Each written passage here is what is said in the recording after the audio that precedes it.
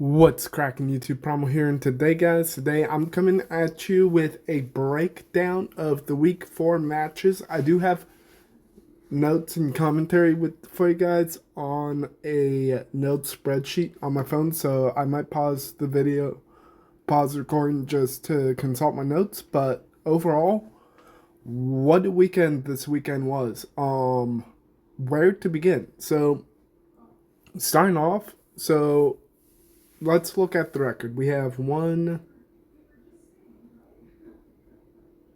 two, okay, one, two, three. Okay, so of the matches, we go 4-4 for this weekend. We did have some major upsets this weekend, I will say. And I should have bet better on where I thought Carolina was going to play. So just to show you guys some of the upsets. But let's start off with Friday. So Heretics, they come out, and so what I will say is Heretics, they have a master class with medals and so sorry, I was getting ahead of myself. So map 1 was very dominant, very comfortable in favor of Heretics, and then when we get to Search and Destroy, super, super, super. Oh my gosh. Him with the sniper is terrifying. Like, if you watch him with the sniper rifle, hang on to your pants, hang on to your socks, because he's going to blow you out of the water. He had a absolute masterclass. He and Metals. Hold on a second. So yeah, he and Metals had an absolute masterclass on the Den Search and Destroy. Like, it was absolutely insane to see. And then we go into Overload, and Overload has been very shaky for the Heretics, and I will explain why in a second. So, first half, it was very much a stalemate. Like, neither team was really feeling confident. Like, when you were watching, like, they would be going back and forth, back and forth. And I wish that one thing I wish Overload had was a life counter in a way. Kind of like Control, but it's like, I wish it was a little more faster, like how the top teams would play, because when you watch how the top teams play, they play with a stronger confidence. So, yeah, but it does end in a 2-1 in Overload, and in overtime, Super. My goodness. Super is left in a 1v3, and he clutches up. Now, when he does wall bounce off and goes towards the A site for Overload, I'm thinking, okay. I thought he didn't make it, because you see him slip a little, but somehow he's able to mantle back up. And I'm like, okay. He re-challenges, like, Vancouver Surge literally line up. I'm like, oh my gosh, we're about to have a Minnesota Massacre, like Cold War of they just line up for accuracy. So he beams the first Surge player, bounces off the wall, re-chows, hits the second one, and I'm just losing my mind. Like, I'm like, oh my good gravy, Batman. Like, what are we witnessing right now? So, yeah, that was the first series on Friday. Now, let's get into Gelmates versus Falcons. Now, this series, when I saw map 1, I was like, okay, easy 3-0 in favor of Gelmates. That wasn't even close. So, map 1, it goes 250 to 55 in favor of Gelmates. They literally 100-point club Falcons on the opening map of the series, and I'm like, okay. Then Falcons bounce back in the next 3 maps. Like, they literally bounce back and beat the living snot out of Gelmates. And map 4 does go in favor of Falcons. I thought, and that is also, I think, the first time we were seeing Blackheart played on official matches. So yeah, it was absolutely insane to watch. Um, I didn't think. I seriously thought when was revealing, I was like, okay, we're going to get Game 5, but no, they fall short by 16 points, 234 to 250 in favor of Falcons. And Falcons, my gosh, I have had them in the. I've been very hesitant about how they are as a team just because, yes, we're online, but how are they going to play on land? Like, that is my serious question. And based on how other teams on the lower side of the ladder played this weekend, we're going to be adjusting the power rankings for sure. So, yeah. Now, and I did change a couple things before we got into matches and stuff. So, I'll talk about that. So I did. I think I changed Boston Breach in favor of Heretics because I think I said Breach 3-2. But based on how Heretics, yeah, that's how I had it. But based on how Heretics were playing Friday, I had to do switch because I had more faith in Heretics after watching their series. So I was like, okay, that's what I'll do. And it did go Game 5. And it was an absolute masterclass in favor of Heretics. Like, Breach struggled big time on series. Like, I was shocked. And Breach did scam the first map. Like, Breach were posed to steal map 1, and then Heretics just come in and swoop in and get the upset win in the hard point on exposure, or is it scar? I need to have a map in front of me with the overview so I can remember. Sorry about that, chat. Now, I will say, Heretics, you definitely are moving up the power rankings, and yes, this is online, but can you keep replicating that form on land? Like, are Heretics game back to their BO6 form? And if they are, that's scary because they were in top 3 multiple times last year. So maybe they have a chance at winning this year, but I don't see that happening. Maybe, but we shall see what happens. Now, for the next series of the night on Saturday, we had Carolina versus Toronto.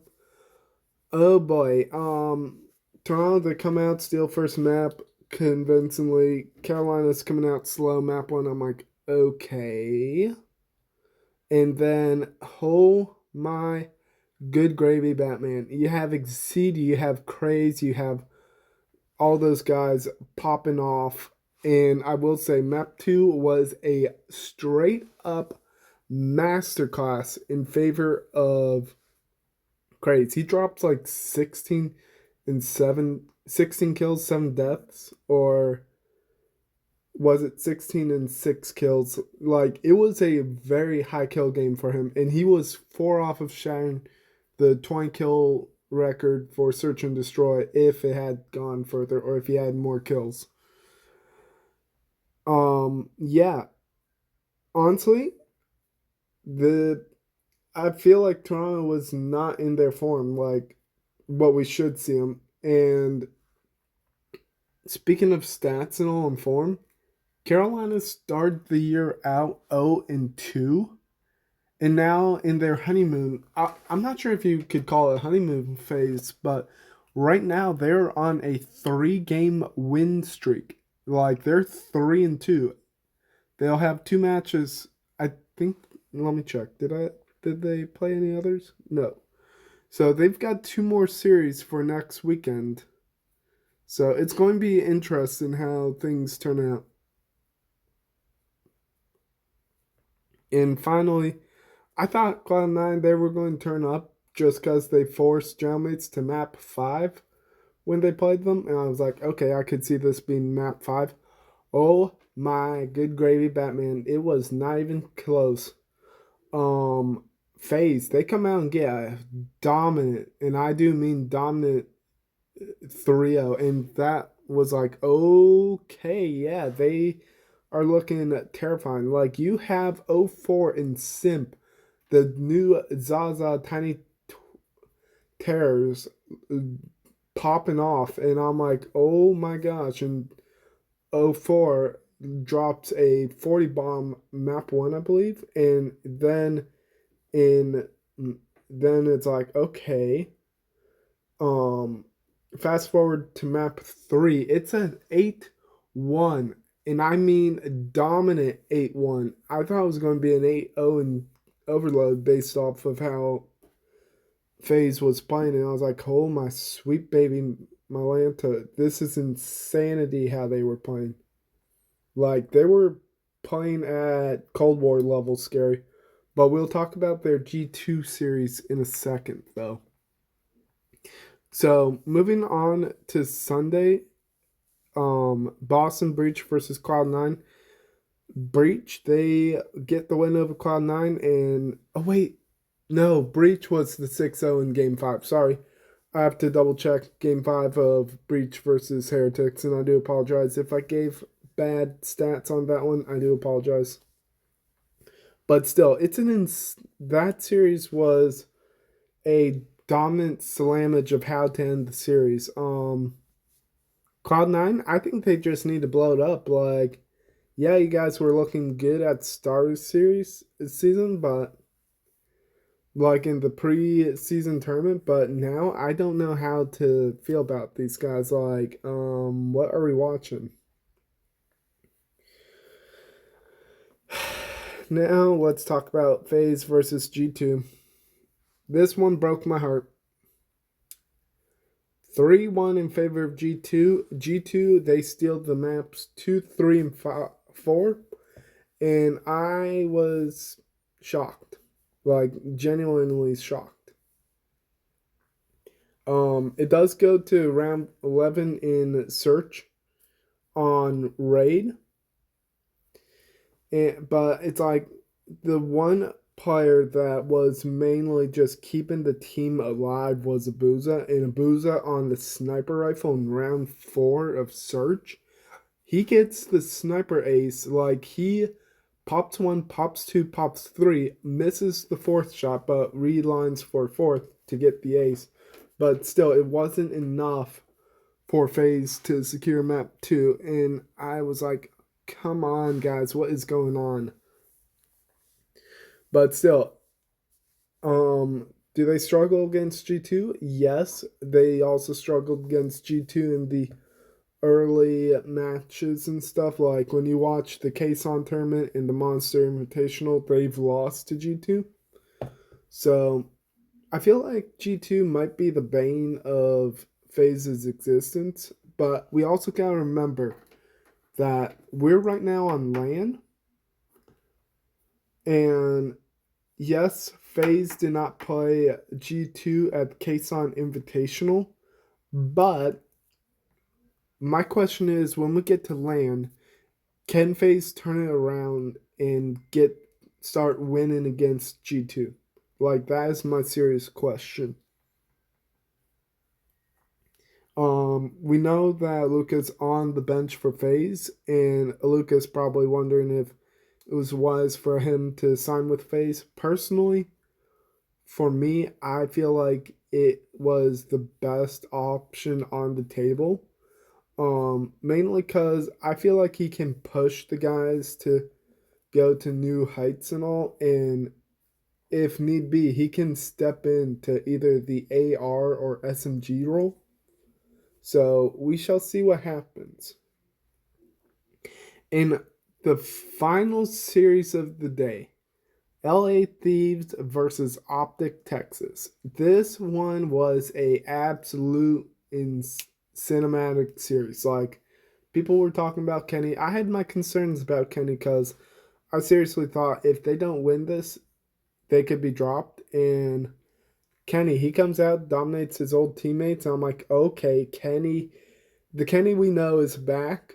No point 0.6 of a stinker for KD. Um, Map 4, I seriously thought Optic was going to try and push it, but unfortunately, Merc was like 21 and 36 or 37. Like, you're not seeing Merc show up on the maps like he normally does. And that actually concerns me because if Merc is not, my question is, if you don't have Merc frying like he normally does, what does that mean for the rest of Optic? Because if Merc's going to be dead weight, who is going to need to step up? Like, you have Shotzi with insane movement and plays on the map. This one's a hard one to really talk about because I don't see Optic making a change in the future, but if things keep going the way they are, could Merc be dropped by the end of the year? Like, I seriously doubt that, but we just gotta wait and see. It's like we need to see how these teams are going to play on land because then we can find out what's going to happen.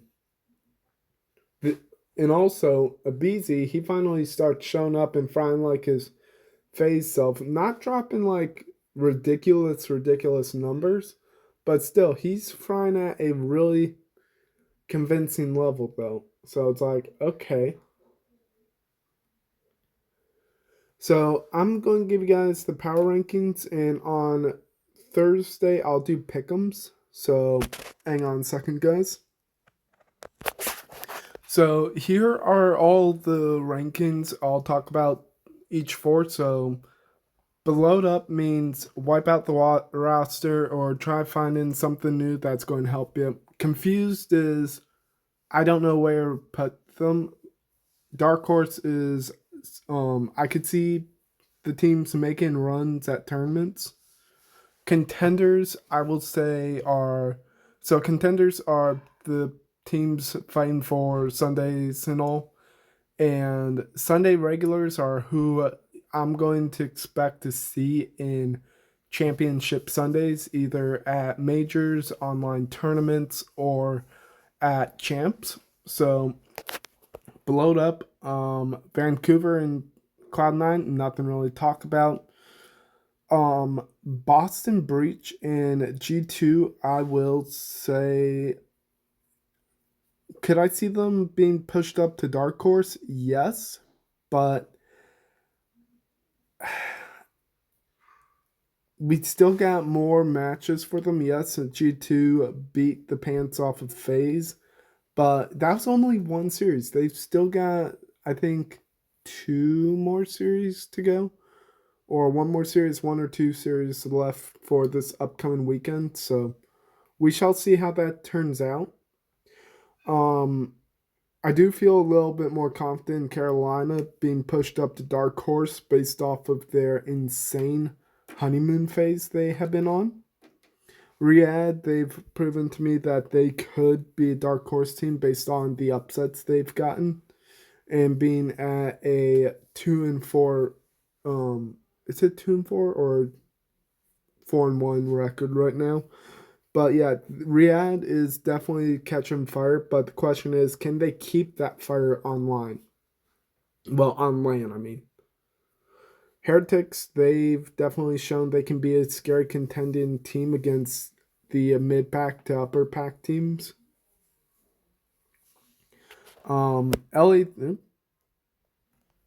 sorry, LA Thieves in Toronto. Thieves, yes, you bounce back, but I still don't have confidence to put you in Sunday regulars. It's like, yeah, Kenny had a great series against Optic to get back into form, but my question is, can he keep replicating it? Because Kenny has had major inconsistencies this year and last year, and there also has to be a question. If Kenny is to be dropped, is this the end of Kenny? Like, seriously. Are we about to see the end of Kenny if he can't perform to the level we know he can? Toronto, I feel like the Koi team, they definitely can beat the upper teams. It all depends on map pool. And one map that definitely is in contention that I could see being replaced for Hardpoint is Blackheart. It's a very chaos, very mixy map, and spawns are heavily, heavily influenced by who's being killed. Like, if you're not getting back spawns or if you're not watching spawns in certain areas, you're going to be overwhelmed fast, and it can be like a Bocage COD Vanguard map, in my personal opinion. But that's just me. Because we had Falcons, we had Heretics playing on that map, and I also Koi playing on that map too. Like, we're starting to see teams play Blackheart now, but still, it is a very mixy map. Now let's talk about Sunday regulars. FaZe Vegas, Jailmates, and Optic Texas. These guys I see getting to Sundays, but the question is, can they?